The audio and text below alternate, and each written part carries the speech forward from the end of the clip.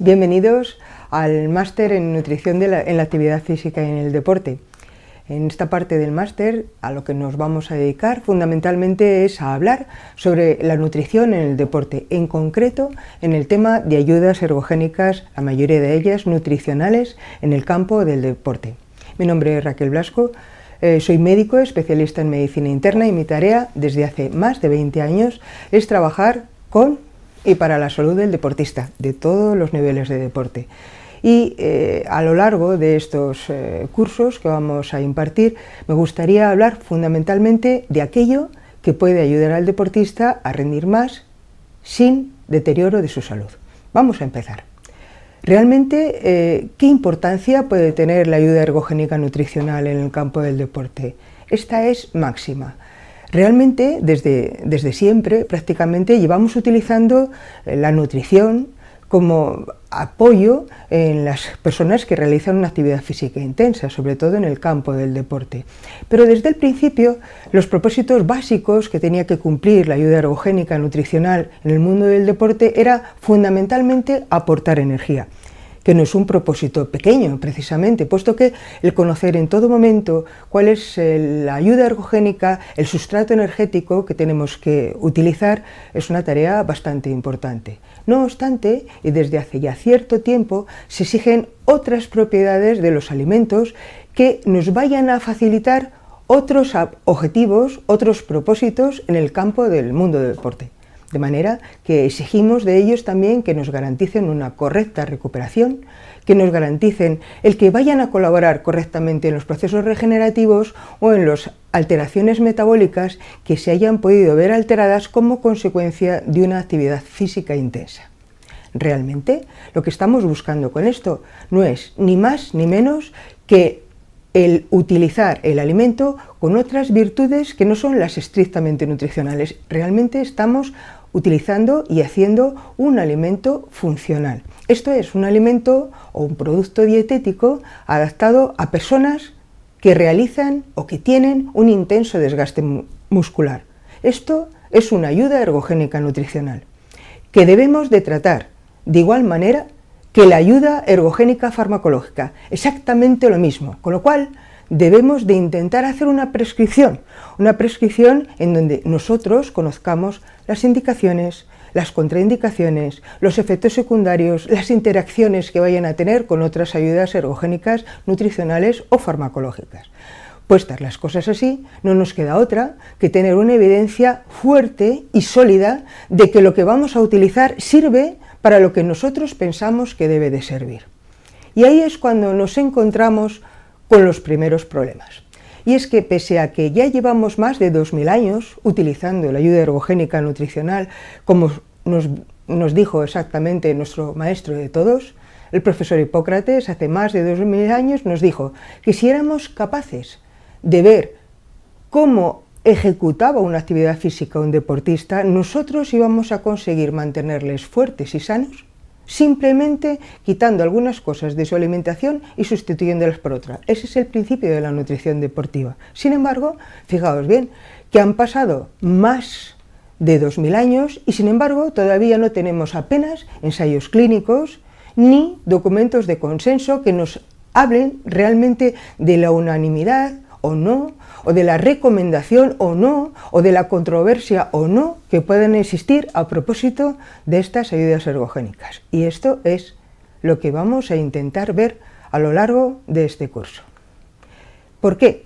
Fundamentalmente para evitar el caer en 3 errores muy graves. Primero, el que no hagamos perder a nuestro deportista un dinero y un tiempo gastándoselo en productos que realmente no van a funcionar absolutamente. Segundo, y muy importante, somos sanitarios. Nosotros somos sanitarios, tanto el que prescribe una actividad física, como el que prescribe una ayuda ergogénica, como el que se encarga del deportista, es personal que tiene que velar, lo primero, fundamentalmente, por no hacer daño. Primum non nocere, que decían los antiguos. De manera que vosotros me podéis decir, oye, ¿y qué problema hay en que de alguna de las maneras vaya a indicar una cosa que realmente no vaya a funcionar?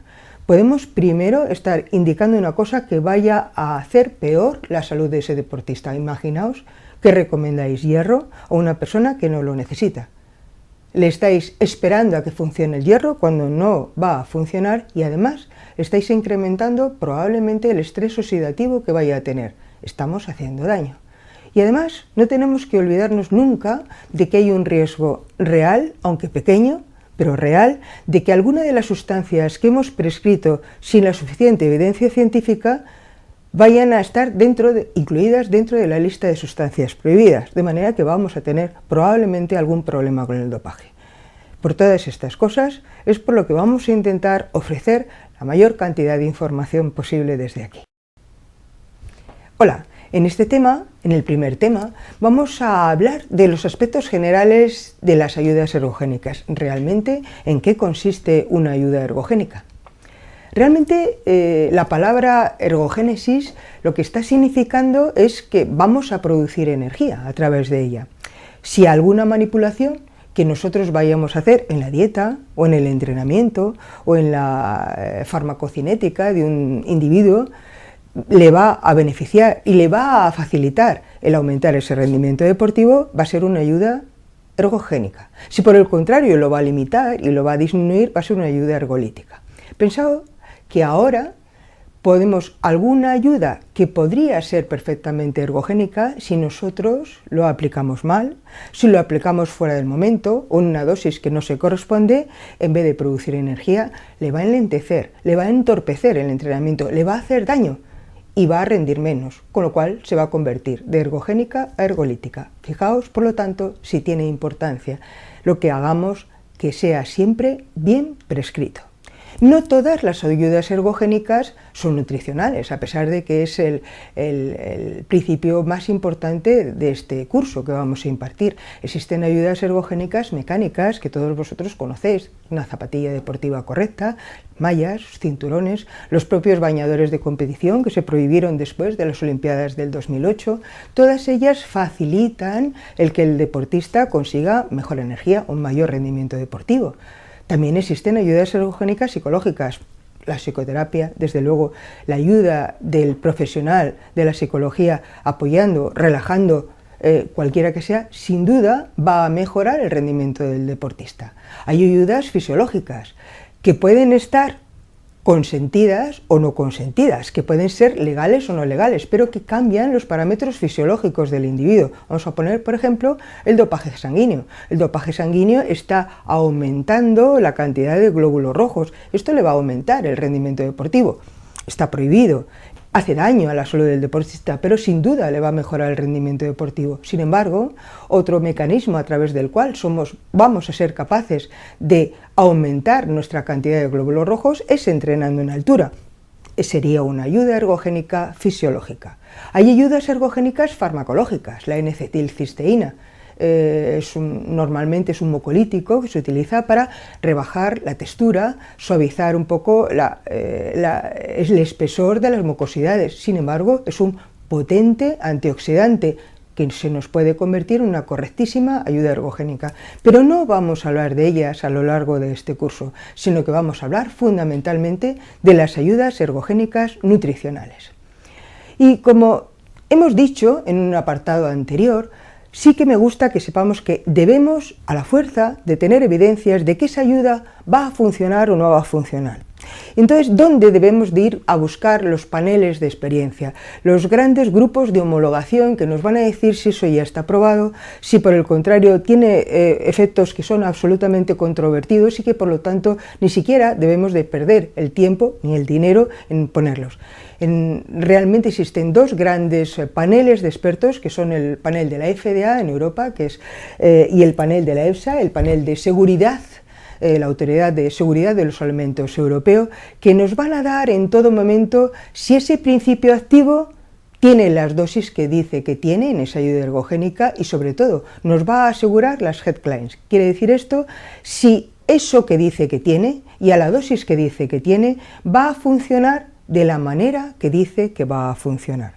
Además, tenemos el gran apoyo de la Sociedad Internacional de Nutrición Deportiva y de su órgano de expresión, que es la revista de la Sociedad Internacional de Nutrición Deportiva, que nos va a dar constantemente actualizaciones en materia de investigación de las diferentes ayudas que vayan surgiendo y además Ocasionalmente emite un documento de consenso, metaanálisis de metaanálisis, que nos explicitan claramente qué ayudas funcionan, cuáles no y a qué dosis es cuando van a funcionar. Esas son, a día de hoy, las que han salido. Son bien pocas, en los 20 años casi que lleva de actualización, 19 exactamente, que lleva de vida la Sociedad Internacional de Nutrición Deportiva. Como veis, a pesar de que hay cientos de productos que pueden ser utilizados como ayuda ergogénica nutricional, son tan solo esas que vemos reflejadas ahí, de las que hablaremos, las que han demostrado con fuerte evidencia científica que sirven para algo. Realmente lo que estamos haciendo es buscar un alimento dietético que vaya a funcionar adaptado a un intenso desgaste muscular. En ello, hace ya 8 años, en el 2008, la FEMEDE obtuvo un documento de consenso, suma de diferentes documentos de consenso, en donde definía claramente en qué consistía el concepto de ayuda ergogénica nutricional. Lo leemos literalmente, porque son todos aquellos productos alimenticios cuyo fin sea complementar, nunca sustituir, siempre complementar la dieta normal y que realmente son fuentes concentradas de nutrientes o de otras sustancias y que van a tener un efecto nutricional que va a exceder, como decíamos anteriormente, a lo estrictamente nutricional. Siempre van a venir o simples o combinadas, pero eso sí, siempre los vamos a poder dosificar. No es un poquito de esto, un poquito del otro, no, siempre lo vamos a poder dosificar.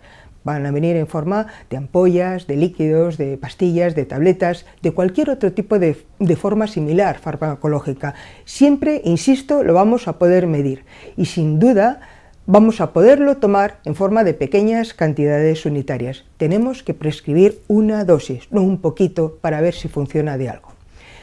Como la problemática más importante que tenemos a fecha de hoy es que no existen ensayos clínicos suficientes para establecer una auténtica prescripción de la ayuda ergogénica. Nos encontramos con cientos de problemas. Lo más importante es que la población adecuada pues no la encontramos, porque hay mucha variabilidad en el sexo, en el nivel de entrenamiento, etc. Para cuando, por ejemplo, en el campo médico vamos a intentar testar una determinada técnica quirúrgica, pues se selecciona un colectivo de pacientes que todos tienen las mismas características de patología y se testa esa intervención que se va a realizar. En el caso del deportista esto es, y sobre todo en el campo nutricional, es tremendamente importante, porque tampoco podemos controlar, como vemos ahí reflejado, el control adecuado de la dieta o el ejercicio reciente, o si podemos hacer una administración doble ciego de los tratamientos, incluyendo estudios placebo auténtico. No podemos, en la mayoría de los casos, hacer una asignación aleatoria de los pacientes, de los deportistas, en este caso, a los tratamientos. Muchísimas veces es imposible de reproducir de nuevo para evitar las variaciones por alguna variante individual. No podemos controlar todas las variables, porque vosotros lo conocéis, los cambios en la temperatura o en la hidratación o simplemente en el estado de ánimo que vaya a tener el deportista va a influir notablemente. De manera que tampoco muchas veces podemos tener un número suficiente de sujetos como para poder realizar análisis estadísticos. También es verdad que la estadística en materia de ayuda ergogénica nutricional es una ciencia relativamente reciente, de aplicación casi en los últimos años. Todo esto hace que, como decíamos desde el principio, son escasísimos, por no decir prácticamente ninguno, los ensayos clínicos que hay en materia de ayudas ergogénicas nutricionales. Así que, cuando os encontréis con alguno, cuando os encontréis con algún documento de consenso, agarraos a él con uñas y dientes, porque realmente eso es lo que nos va a pautar todo lo que vamos a poder seguir haciendo desde ese documento de consenso. Muchas gracias.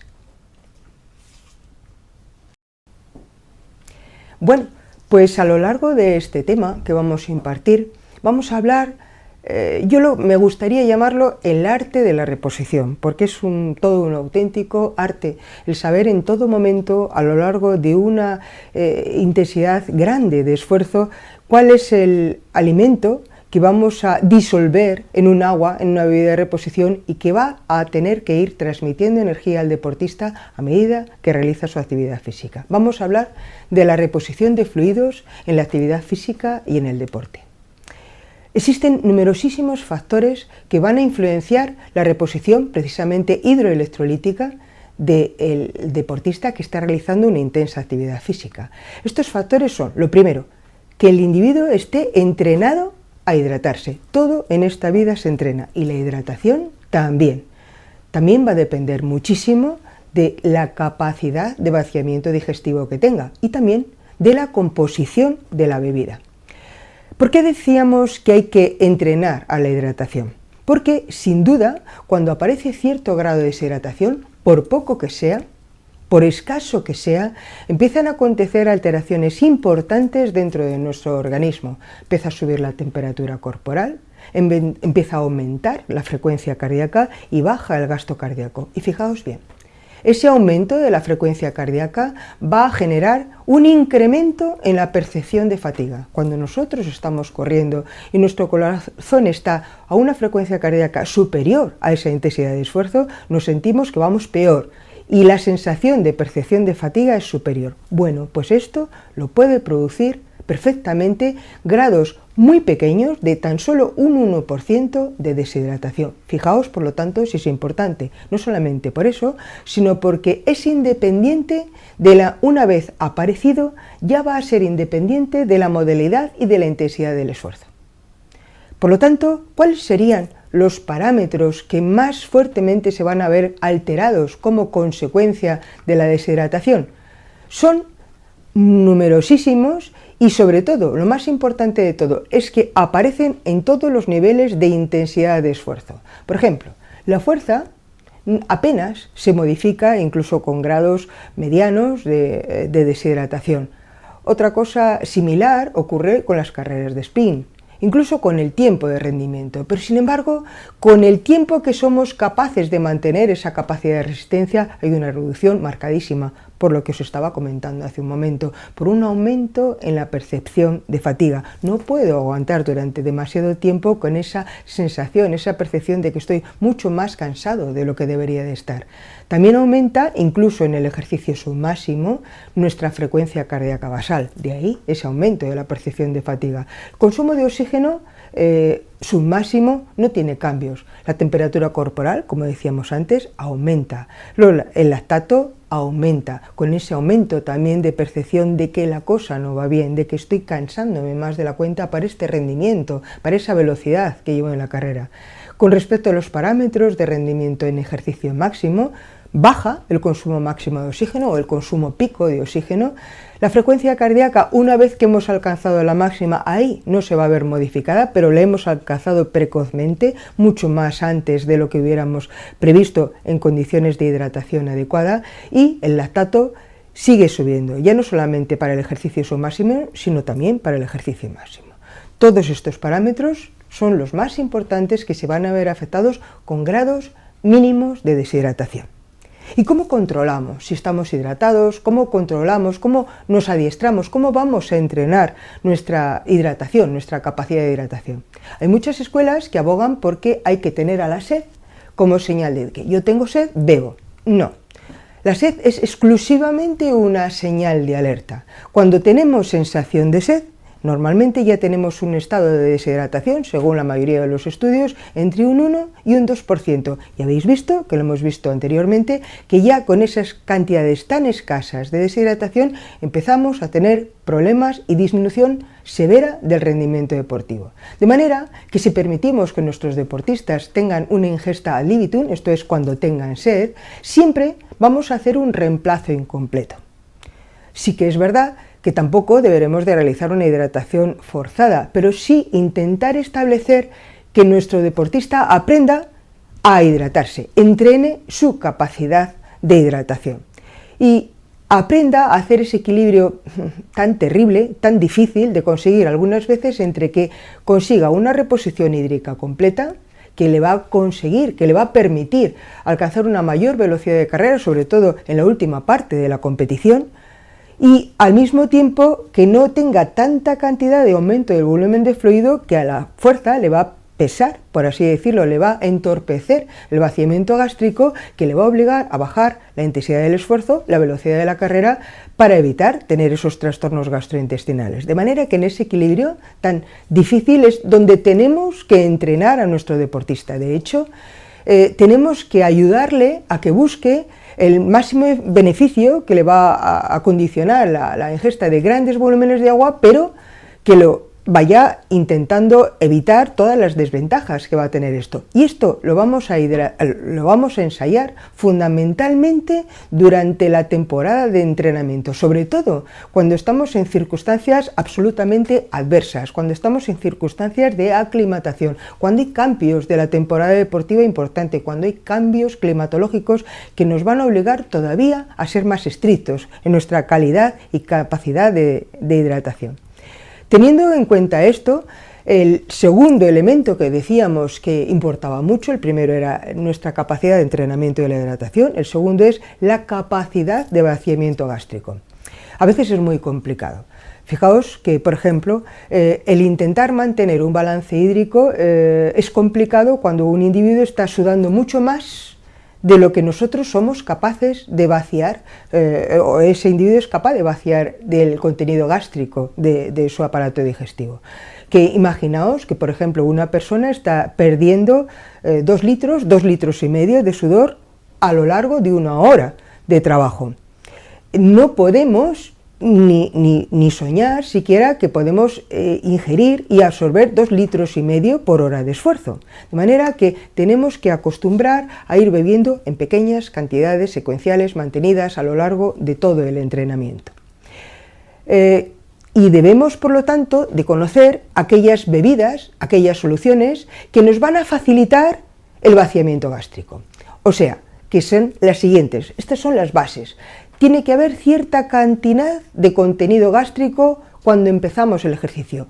Se sabe que cantidades superiores al medio litro, 600 centímetros cúbicos, van a facilitar el que paulatinamente vaya vaciándose el estómago. Eso de ir al entrenamiento en ayunas y sin nada en el estómago es una medida absolutamente equivocada porque nos va a entorpecer todavía más el vaciamiento gástrico. Las soluciones isotónicas van a facilitar el vaciamiento gástrico y concentraciones de hidratos de carbono entre el 4 y el 8%. Por el contrario, algunas circunstancias como por ejemplo la deshidratación previa o que provengamos de un estado de hipohidratación previo, encima nos va a dificultar que se vacíe nuestro aparato digestivo, con lo cual va a agravar esa posibilidad de recuperación que voy a tener. Además, las soluciones hipertónicas también van a dificultar el vaciamiento gástrico, al igual que si yo me supero ese 8% de hidratos de carbono que debo superar porque me va a enlentecer, incluso si me va a dificultar del todo el vaciamiento gástrico, y ahí sí que voy a tener realmente problemas, incluso en forma de vómitos e incluso de diarreas, de manera que esto lo tenemos que intentar evitar en la bebida de reposición, ya hablaremos de ello. Y por supuesto, el mayor enlentecedor del vaciamiento gástrico es un ejercicio físico intenso, por encima del 75%. Y eso lo vamos a tener siempre que hagamos una actividad física importante, de manera que tenemos que mimar los otros elementos para hacerlo de una manera correcta. Primero, y más importante, beber antes para que haga de fiador, de tutor, para empezar, luego después a vaciar en la debida manera. De esta forma, poco más o menos se estima en la mayoría de los estudios que vamos a ser capaces de entrenar nuestra reposición en aproximadamente una cadencia de 1 litro por hora de esfuerzo. Aproximadamente esta va a ser nuestra capacidad de absorción a nivel digestivo. Tenemos, por lo tanto, que saber muy bien cómo preparar nuestra propia bebida de reposición, aquella que de alguna de las maneras me vaya a reducir estas limitaciones de la ingesta voluntaria, que sepa rica y que se me vaya a vaciar el estómago de una manera relativamente fácil, sin esos problemas, y que al mismo tiempo me vaya a suministrar fluidos, naturalmente el líquido, hidratos de carbono y electrolitos en suficiente cantidad y, por supuesto, rapidez para provocar esa respuesta fisiológica que necesito tener durante la realización del esfuerzo. Y no en vano, las bebidas de reposición hidroelectrolítica tienen estas condiciones, tienen estos márgenes de composición, porque cumplen esos criterios. Tienen que tener aproximadamente, debemos de obtener de ellas entre 80 y 350 kilocalorías por litro. Por lo menos el 75% de las calorías van a tener que provenir de hidratos de carbono de muy elevado índice glucémico, azúcares. No tenemos que tener una concentración de azúcares superior al 9%, decíamos antes, que iba a dificultar mucho ese vaciamiento gástrico. Debe de tener a la fuerza una cantidad de sodio comprendida entre 460 y 1150 miligramos de sodio por litro. Y además deben de ser isoosmolares. Esto es, deben de estar comprendidas entre las 200 y los 330 miliosmoles por litro de agua, por kilo de agua. ¿Por qué? ¿Por qué todas estas consideraciones? Fijaos bien, absolutamente todos los trabajos que han demostrado la aparición de fatiga durante ejercicios máximos, pero prolongados y de alta intensidad durante largos periodos de tiempo, se deben a uno o a la suma de cualquiera de estos tres factores que pasamos a exponer. La reducción e incluso la desaparición completa del glucógeno muscular. La reducción también de las cifras de cantidad de glucosa en sangre, así como cierto grado de deshidratación, incluso grados pequeños de deshidratación, de un 1 o de un 2%. De manera que es básico que nosotros sepamos lo que decíamos al principio, el arte de hidratar. Sepamos cómo ir manteniendo durante la realización del esfuerzo el antes, el durante y el después de fluidos, hidratos de carbono y electrolitos. Vamos a ello. En primer lugar, lo que tenemos que saber, ¿qué es lo que tenemos que tomar de líquido y de electrolitos antes del ejercicio? Tenemos que recordar de una manera muy importante que la alimentación forma parte de la reposición. De manera que las dietas blandas, los días previos, el día previo, mejor dicho, antes de la realización de nuestra prueba tan larga, que sean que no tengan demasiada cantidad de fibra, a ser posible que tengan cantidad de hidratos de carbono y de frutas, mezcla de diferentes tipos de índices glucémicos de hidratos de carbono, que dejen poco residuo, que no sean muy termogénicas, pero que no aumente la temperatura corporal a mayores, que tengamos un aporte generoso de líquidos las 24 horas antes de la sesión de entrenamiento. Recordad que tenemos que introducir dentro de nuestro aparato digestivo entre 400 y 600 mililitros de líquido entre 2 y 3 horas antes de la realización del esfuerzo, que van a facilitar que empiece a vaciarse el estómago muy fácilmente ya desde los primeros momentos de la realización de la actividad física, que controlemos muy bien el estado de hidratación previo del individuo. Recordad que uno de los factores que iba a dificultar el vaciamiento gástrico era precisamente cierto grado de deshidratación y que es posible que debamos de introducir en cantidad de líquidos entre 2 litros y 2 litros y medio, incluso algunas veces más de agua, de fluidos al día, el día previo a la competición. En relación a las necesidades de electrolitos, fundamentalmente de sodio y de potasio, quiero recordaros, y de una manera muy taxativa, que tenemos que intentar en todo momento mantener nuestra osmolaridad por encima del umbral de la sed. Tenemos que permanecer constantemente con sensación como de que quiero beber. Si yo utilizo una bebida muy hipotónica, va a bajar mi osmolaridad, yo no voy a tener el estímulo de la sed y se me va a olvidar beber. Mi cuerpo no va a pedir agua. De manera que nuestras bebidas isotónicas, que por eso se llaman isotónicas, han de mantener mi osmolaridad por encima del umbral de la sed. Y eso lo vamos a conseguir utilizando aproximadamente entre 460 y 1150 miligramos de sodio por litro de bebida, que son los márgenes que debía de tener la bebida de reposición. Eso antes y durante el ejercicio, ¿qué hacemos? Pues fijaos bien, si el ejercicio va a ser corto, que va a durar menos de una hora, no es necesario que vayamos a tener que reemplazar electrolitos durante la realización del esfuerzo. Además, tenemos que tener en cuenta que ya hemos metido sodio en nuestra comida previa, está en todos los lados, con lo cual hay concentraciones suficientes de sodio y no nos da tiempo a tener una necesidad a mayores de él, con lo cual no es necesario reponer durante el esfuerzo que vaya a durar menos de una hora. Eso sí, debemos de intentar mantener esa osmolaridad plasmática por encima del umbral de la sed. Si el esfuerzo, sin embargo, va a durar más de una hora, ahí sí que tenemos que reponer con las condiciones que estábamos comentando anteriormente, cantidades de sodio entre 460 y 1150 miligramos por litro. Durante la realización de esfuerzos, insisto, que vayan a durar más de una hora de tiempo. Esto nos va a prevenir la hiponatremia, esto es la disminución de sodio dentro de los niveles plasmáticos, y además nos va a prevenir esa deshidratación hiponatrémica grave, gravísima, que ocasionalmente hemos visto que ha acontecido. ¿Qué decir con respecto al potasio? El potasio necesitamos cantidades que sean aproximadamente de un cuarto con respecto a la concentración de sodio que tengamos. Aproximadamente viene a ser un cuarto. No va a ser así después, pero durante el esfuerzo esa debe de ser la concentración que debe de tener. Hago especial hincapié precisamente en esto porque hay algunas bebidas que están intentando introducir como bebida de reposición, como por ejemplo la cerveza, en donde la relación sodio-potasio no es 4:1, como en el caso de las bebidas de reposición, sino que va a ser 1:15, con lo cual no tiene absolutamente nada que ver con respecto a lo que debería de ser una bebida de reposición. Nos puede gustar mucho, nos puede estar bien, pero eso no es una bebida de reposición. La composición de fluidos durante el esfuerzo, estábamos diciendo que de sodio nosotros tenemos que intentar mantener una cantidad de entre 460 y 1150 miligramos, pero por supuesto va a depender de la intensidad del esfuerzo y de la temperatura ambiente en donde nosotros estemos realizando el esfuerzo. Obviamente nuestra pérdida de sodio por el sudor va a ser más elevada cuanto más elevado sea la temperatura del medio ambiente y la duración, por supuesto, del esfuerzo realizado.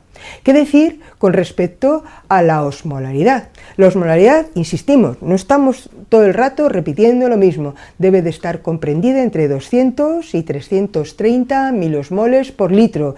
Nunca deberemos de sobrepasar los 400 milosmoles por litro. ¿Por qué? En primer lugar, porque vamos a tener una hipernatremia, vamos a estar igual de mal que si estuviéramos deshidratados. Y además, recordaos que va a dificultar el vaciamiento gástrico. O sea, además, encima no nos vamos a poder reponer en condiciones. Siguiendo adelante, en cómo tenemos que reponer en el ritmo de reposición, pues tiene que ser más o menos a pequeños sorbos, de una manera, aunque sea rudimentaria, como vemos en este deportista, utilizando lo que es una sonda colectora de orina. Eso es lo que estamos utilizando, bebiendo a pequeños buches entre 250 300 centímetros cúbicos cada cuarto de hora o cada 20 minutos. La temperatura no tiene que estar especialmente caliente por aquello de la palatabilidad de la bebida, tiene que estar entre fresca y fría.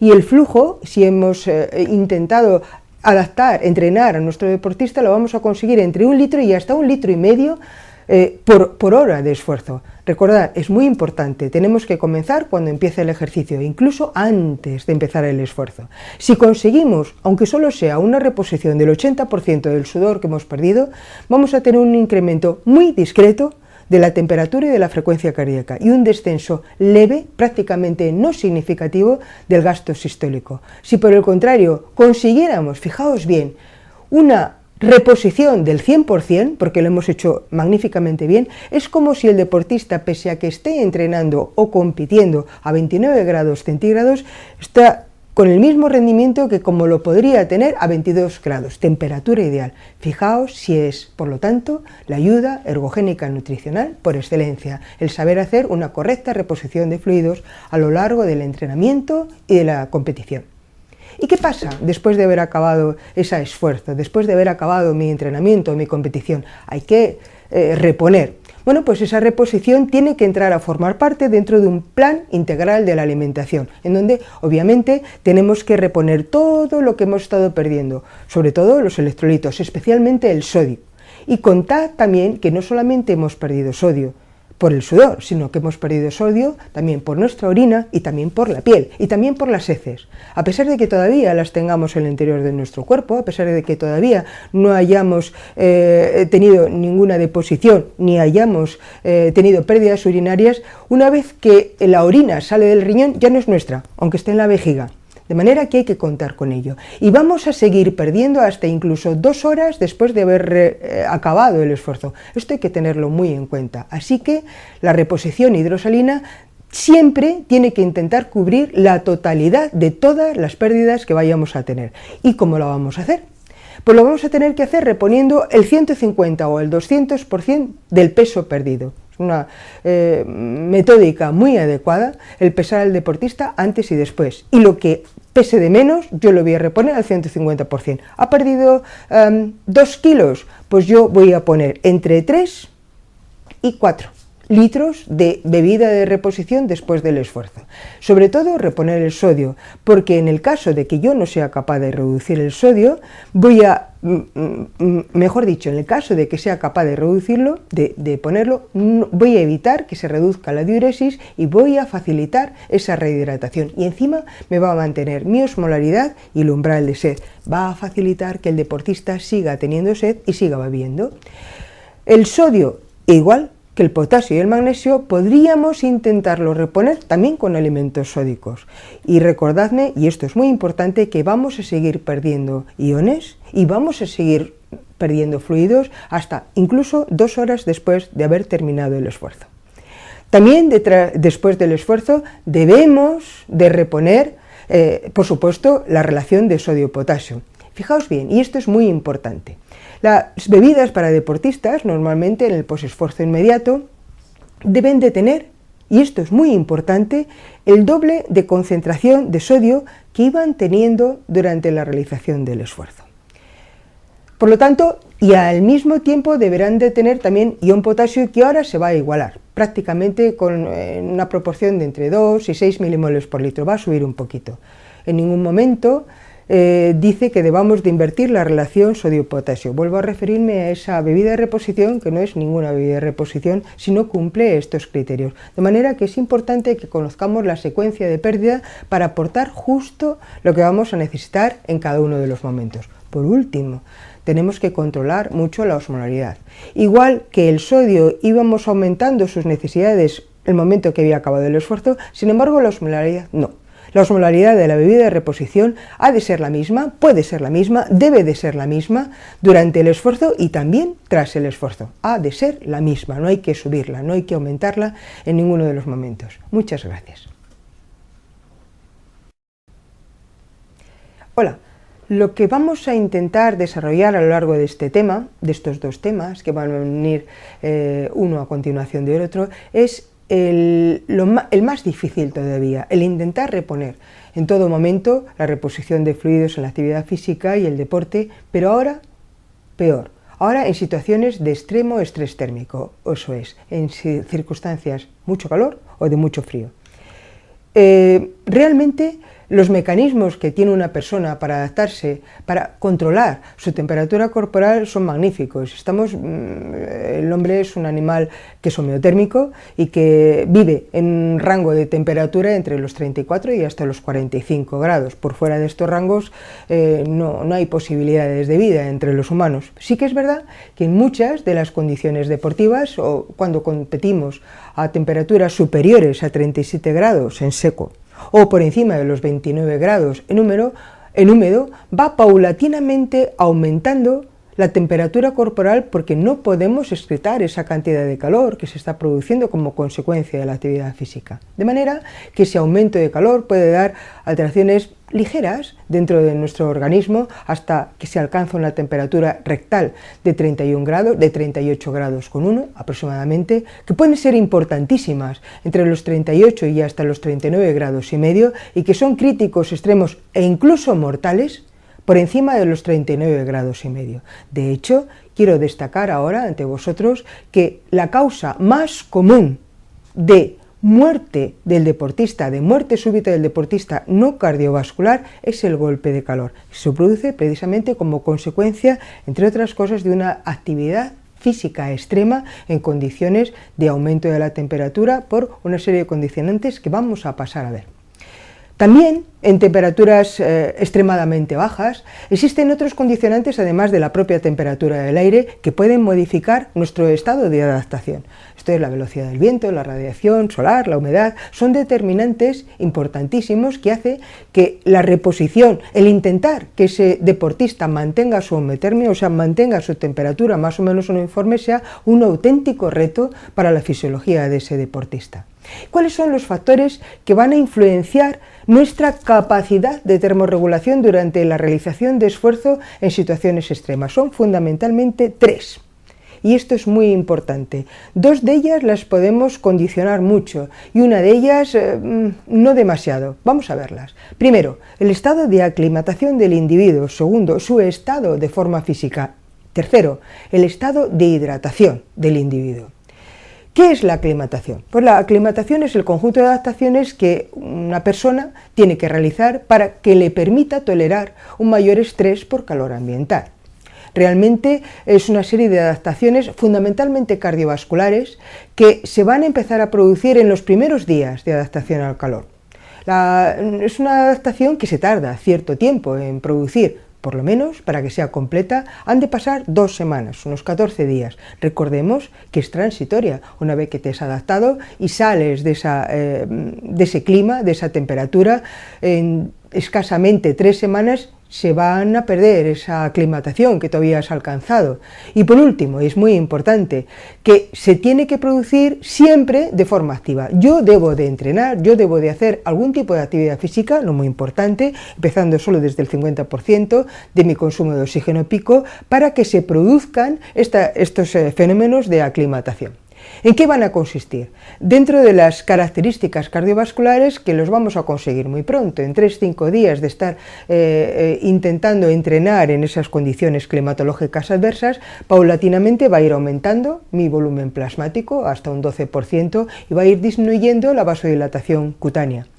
Al mismo tiempo, pero tardando un poquito más de tiempo, y esto es muy importante, va a haber una modificación en la cantidad y en la calidad del sudor del individuo. En principio, vamos a empezar a sudar mucho más previamente y vamos a sudar 3 veces más.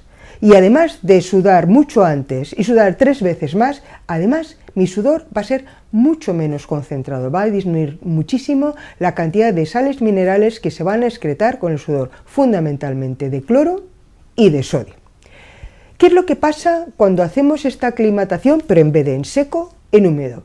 Cambian muchísimo las cosas. Fijaos bien, cuando una persona está realizando un trabajo, una actividad física intensa en seco, nosotros estamos perdiendo un 8% de nuestra temperatura por la cabeza, un 36% por el tronco y el resto, más del 50%, el 56% por las extremidades. Sin embargo, cuando una persona está sumergida en el agua, pues, y está en reposo, el 70% del calor lo va a perder por el tronco y el resto, tan solo el 30% restante, por las extremidades y la cabeza. Sin embargo, cuando la persona está entrenando en un medio líquido, va a perder el 80% de su calor por las extremidades. ¿Qué quiere esto decir?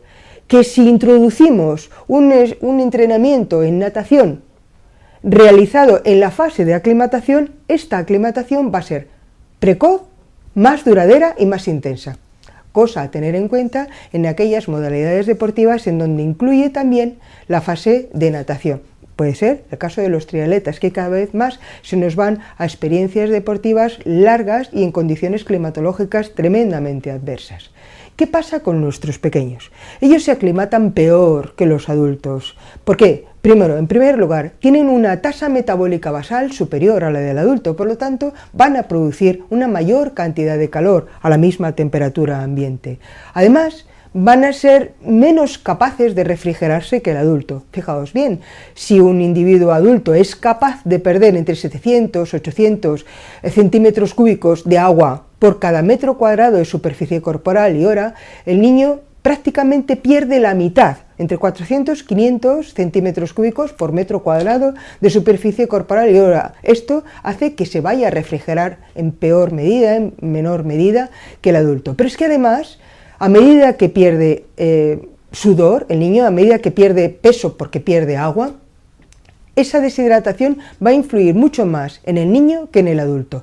De hecho, cada vez que un niño pierde un 1% de su peso corporal en forma de agua, que se deshidrata un 1%, le aumenta la temperatura a 0,28 grados. Sin embargo, un adulto que pierda o que tenga un grado de deshidratación de un 1%, tan solo le sube la temperatura la mitad, 0,15 grados. Esto quiere decir que tenemos que tener especial atención en nuestros más pequeños, precisamente para que no tengan este problema de golpe de calor, que son unos de los más susceptibles. Los grupos poblacionales extremos, los niños y las personas más mayores.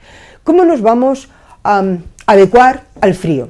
Bueno, pues la adecuación al frío, realmente el hombre no está pensado para aclimatarse al frío. El hombre está pensado para aclimatarse a las grandes llanuras de la sabana africana. Venimos de ahí y nos aclimatamos en mejor medida y más rápidamente y más duraderamente al calor que al frío. Contra el frío prácticamente no tenemos ningún sistema de adecuación. Bueno, sí que nos podemos cubrir, sí que tenemos que intentar hacer una dieta hipercalórica, intentar hacer una hidratación correcta, pero poco más podemos hacer, porque los sistemas de adaptación son escasísimos, por no decir inexistentes. De manera que si hacemos esto de una manera adecuada, vamos a poder conseguir, vuelve otra vez a aparecernos en el cartel, una correcta hidratación. Estamos repitiendo monotema, hidratación, hidratación.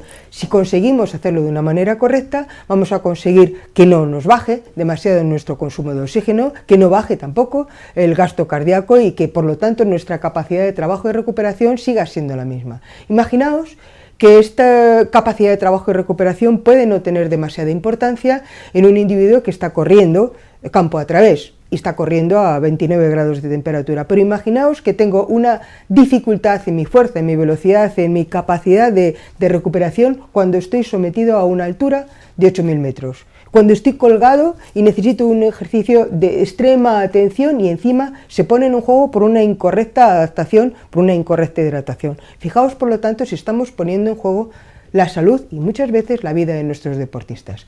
Los únicos mecanismos que tenemos para intentarnos adaptar al frío extremo, como os decía, son muy escasos. Simplemente disminuye parcialmente la vasoconstricción que tenemos y de esta manera vamos a intentar conseguir un aumento de la fuerza y la velocidad de coordinación. Pero son, como os decía, bastante escasos. Tardamos también en conseguirlos entre 7 y 14 días y son bien poco lo que podemos conseguir mediante una temporada de aclimatación.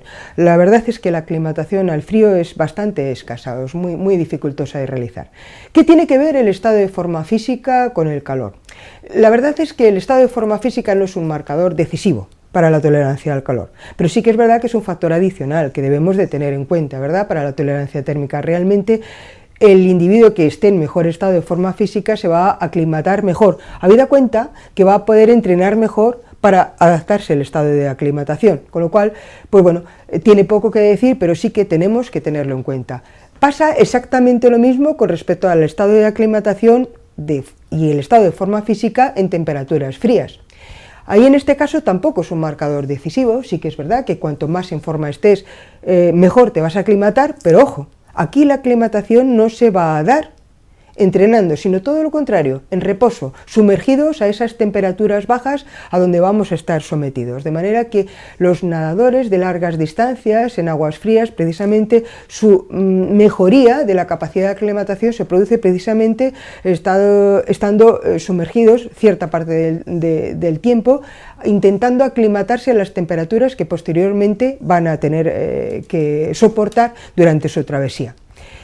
La última, la más importante, la que va a influir notablemente sobre mi capacidad de termorregulación es sin duda el estado de hidratación. Seguimos insistiendo sobre el mismo tema. Grados pequeños de hipohidratación nos van a aumentar la temperatura corporal, nos van a aumentar la frecuencia cardíaca, van a disminuir el rendimiento, van a bajar el volumen sistólico y van a disminuir también la tensión arterial media, la presión arterial media. Y cuando se supera en el ambiente los 35 grados de temperatura en seco, además disminuye también el gasto cardíaco, va a bajar más todavía la tensión arterial media, van a aumentar tremendamente las resistencias vasculares periféricas, no vamos a sudar, esas son las características del golpe de calor, y vamos a tener el riesgo de caer en un fallo multiorgánico que es realmente el golpe de calor. A fecha de hoy, absolutamente no hay ni un solo trabajo que demuestre con ningún tipo de evidencia científica que nos podemos aclimatar a la hipohidratación. De hecho, la hipohidratación nos va a reducir las posibilidades que tenemos de aguantar esa temperatura central que vamos a poder tolerar antes de caer en el agotamiento. E insisto, a día de hoy no existe ni una sola evidencia que es posible adaptarse, que sea posible adaptarse a la hipohidratación. De hecho, insisto, la hipohidratación siempre nos va a limitar las ventajas que podríamos haber conseguido con una correcta aclimatación. ¿Qué decir con el frío? A nadie se le pasa por la imaginación que uno se pueda deshidratar en temperaturas de frío, pues sin embargo esto se va a dar. El frío tenemos que recordar que aumenta la diuresis. Además, si llevamos una ropa inadecuada, podemos llegar a perder hasta 2 litros de sudor por hora.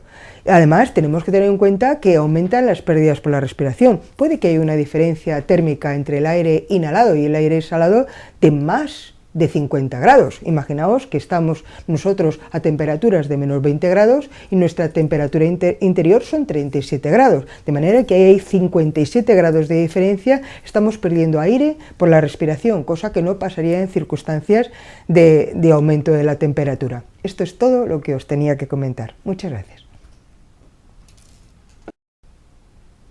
Hola, en el anterior tema hemos dicho qué posibilidades, o hemos estado hablando de qué posibilidades teníamos de adaptarnos a las situaciones de extremo estrés térmico, tanto en el frío como en el calor. Habíamos visto que tenemos posibilidades de aclimatarnos, habíamos visto qué es lo que podemos entrenar, qué es lo que no podemos entrenar y cómo nos vamos a entrenar mejor esa posibilidad de adaptarnos al estrés térmico. Y hemos visto que el elemento primordial era fundamentalmente la hidratación, cómo teníamos que hacer una reposición de fluidos durante el estrés térmico importante, durante las realizaciones de una actividad física intensa con una temperatura muy importante. ¿Cómo debo yo de cambiar la bebida de reposición cuando voy a estar sometido a un importante aumento de la temperatura? Volvemos a insistir sobre lo que hemos dicho. ¿Cuáles son los factores que influencian la reposición hidroelectrolítica en situaciones extremas? Fundamentalmente 3.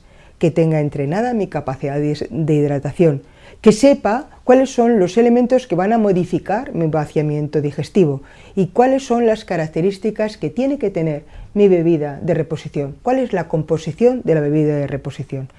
Con respecto al entrenamiento de la hidratación, siempre estamos comentando que es posible, es susceptible de ser entrenado todo. En concreto, la hidratación también. Vamos a obtener el máximo beneficio siempre y cuando vayamos a entrenar nuestra hidratación, sobre todo en la fase de aclimatación. En esos días previos que nos llegan al lugar en donde vamos a competir, es ahí donde tenemos que entrenar nuestra capacidad de hidratación, ir probando las dosis y la bebida y las cantidades que nos van a venir mejor luego después para la competición. Para ello debemos de conocer todos aquellos elementos que van a facilitar mi vaciamiento gástrico. Hemos hablado ya de ello. El tener antes cierta cantidad de líquido en el aparato digestivo, unos 600 centímetros cúbicos, que la solución que voy a beber, el líquido que voy a beber sea isotónico y que tenga una concentración entre un 4 y un 8% de hidratos de carbono. Si por el contrario yo voy a ir con cierto grado de deshidratación o la bebida que yo voy a introducir es ciertamente hipertónica o tengo una concentración de hidratos de carbono superior al 8%, sin duda son todo elementos que me van a dificultar, que me van a disminuir el vaciamiento gástrico. Y tengo que tener en cuenta que siempre esa actividad física va a ser superior en esfuerzo al 75% de mi capacidad de esfuerzo, con lo cual ahí tengo un condicionante que me va a dificultar siempre el vaciamiento gástrico, con lo cual tengo que intentar modificar los otros 3. Así que, lo primero, intentar beber antes y de esta manera es casi seguro que habiéndolo entrenado previamente voy a conseguir absorber aproximadamente 1 litro de agua por cada hora de esfuerzo. La composición de la bebida. Volvemos a insistir en algo que hemos dicho ya en otros elementos de este mismo curso. La composición de la bebida de reposición tiene que reducir o intentar reducir las limitaciones de la ingesta voluntaria y tiene que irnos suministrando fluidos, hidratos de carbono y electrolitos en suficiente cantidad como para aguantar el ritmo de entrenamiento, para provocar esas respuestas fisiológicas que estamos buscando con el entrenamiento y, por supuesto, con la competición. Volvemos a insistir, ¿cuáles son las características que debería de tener una bebida de reposición en condiciones no de estrés térmico, sino normales? Las hemos dicho que aproximadamente debe de poseer entre 80 o 350 kilocalorías por litro de bebida, que esas kilocalorías provengan por lo menos el 75% de ellas de azúcares, de hidratos de carbono de elevado índice glucémico, que no tenga de ninguna de las maneras más de un 9% de hidratos de carbono, porque si no, no se iba a entorpecer bastante el vaciamiento gástrico. Recordad también que es importante que tenga una concentración de sodio entre 460 y 1150 miligramos de sodio por litro y que tenga una osmolaridad que sea isoosmolar, esto es, que esté entre 200 y 330 miliosmoles por litro, sin exceder nunca los 400 miliosmoles por litro. ¿Cómo se va a modificar esto en relación con el estrés térmico? Si nosotros vamos a hacer una actividad física cuando hay demasiada temperatura o una temperatura muy elevada, partimos de la base de que antes del ejercicio ya he ido consiguiendo los electrolitos y los fluidos a través de mi dieta, una dieta que debe de ser blanda los días previos, dando especial preferencia a los hidratos de carbono, a las frutas, que no tenga demasiada cantidad de fibra, que te deje poco residuo, que no sean muy termogénicas para que no me vayan aumentando ellas la temperatura simplemente por el mero hecho de haberlas ingerido, ir bebiendo cantidades generosas de líquidos el día antes, por lo menos entre 2 litros y medio el día antes de la competición, ir antes de la competición con el estómago parcialmente relleno, entre 400 y 600 centímetros cúbicos de líquidos, 2-3 horas antes del esfuerzo, y es muy importante que controlemos el estado de hidratación previo a la realización del esfuerzo. Esto, como es tan importante, desde hace mucho tiempo se intentó, de alguna manera, aumentar el almacén de agua que tenía el deportista en su interior, o sea, intentar de alguna de las maneras hacer una hiperhidratación. Realmente la hidratación previa al esfuerzo es especialmente importante cuando, pues en las pruebas cortas, cuando no nos va a dar tiempo de ir reponiendo por el camino.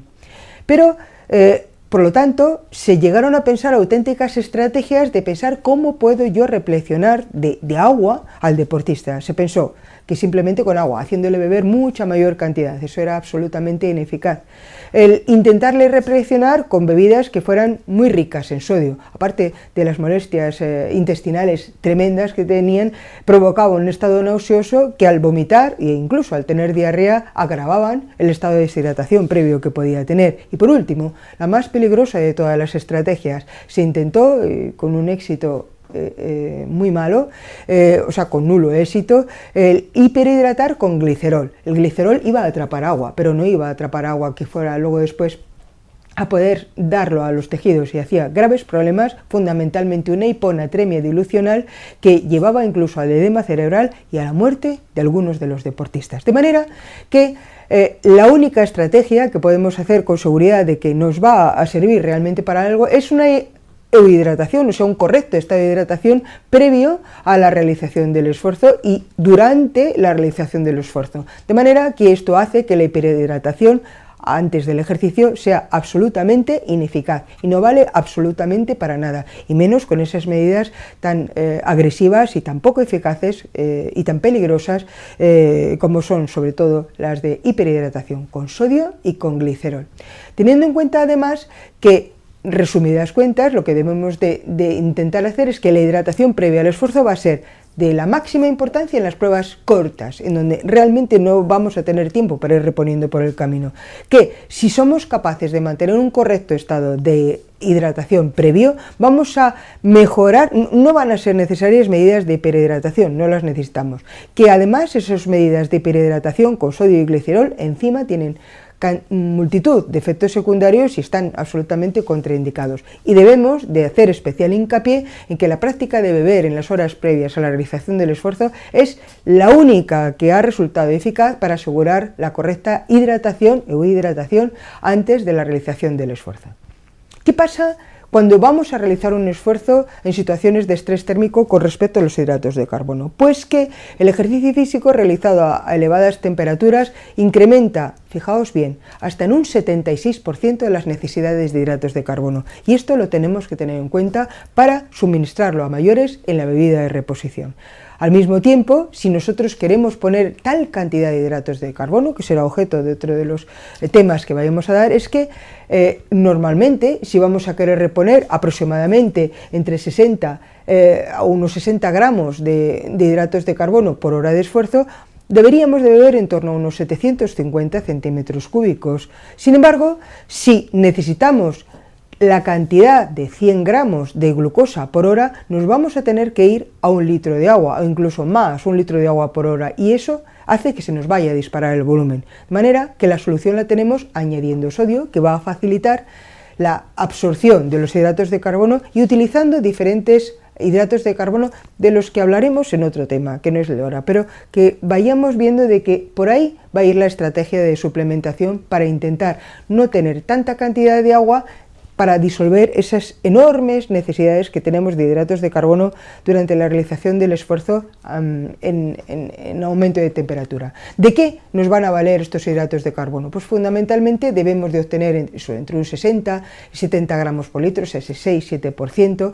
Nos van a mejorar el sabor de la bebida. Habíamos dicho que no van a tener apenas efecto gástrico, efecto de vaciamiento gástrico si no superamos el 8%, nos van a facilitar la absorción de agua y de electrolitos en el intestino delgado. Recordad que es importante, aunque ya insistiremos sobre ello, que utilicemos diferentes tipos de hidratos de carbono que tengan diferentes tipos de transporte, por ejemplo, la glucosa más fructosa u otros que podemos meter como las palatinosas, isomaltulosas, que son polímeros con bajo índice glucémico, ya hablaremos de ellas, y de esta forma vamos a poder conseguir hasta casi 1,5 gramos por minuto de absorción, tasas todas ellas suficientes incluso aunque las necesidades de hidratos de carbono estén muy elevadas, de manera que debemos de conocer la secuencialidad de la absorción de los hidratos de carbono. Hemos hablado de los hidratos de carbono. ¿Qué pasa con los electrolitos en situaciones de aumento de la temperatura? Pasa lo mismo que con los hidratos de carbono. Es superior la pérdida de electrolitos y por lo tanto en las necesidades en casi un 30%. Incluso en los individuos aclimatados que eran capaces de sudar más pero con menor cantidad de sodio en el interior de su sudor. De manera que vamos a tener que mantener los electrolitos por encima siempre del umbral de la sed. 460, 1150 miligramos de sodio por cada 1000 centímetros cúbicos y llevarlo siempre al rango más elevado, a 1150 miligramos de sodio por cada litro de agua. Durante el esfuerzo, recordadme, y esto es muy importante, que si la prueba es corta, si va a durar menos de 1 hora, no es necesario que andemos reemplazando los electrolitos, porque nos vale con el sodio que hayamos tomado en la colación previa.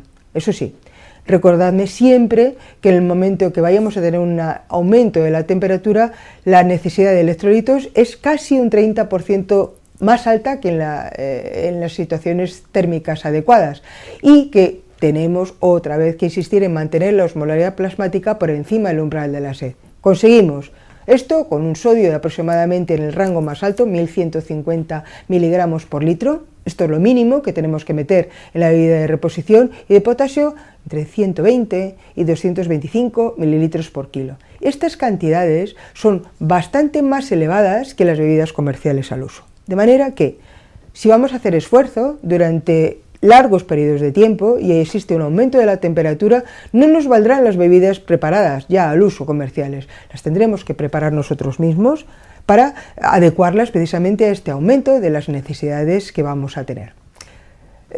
Relacionado también durante el esfuerzo con el sodio, volvemos a insistir que aproximadamente debemos de llevar entre 460 y 1150 miligramos en función del calor, la intensidad y la duración, con lo cual cuanto más calor, mayor intensidad y mayor duración, nos vamos acercando al rango más alto de temperatura. Y si no somos capaces de mantenerlo solamente con la bebida de reposición, existe numerosa cantidad de productos, entre los cuales destacan las pastillas de electrolitos, los geles, que nos van a permitir alcanzar esto sin aumentar demasiado el volumen de líquido que tenemos que ir asumiendo.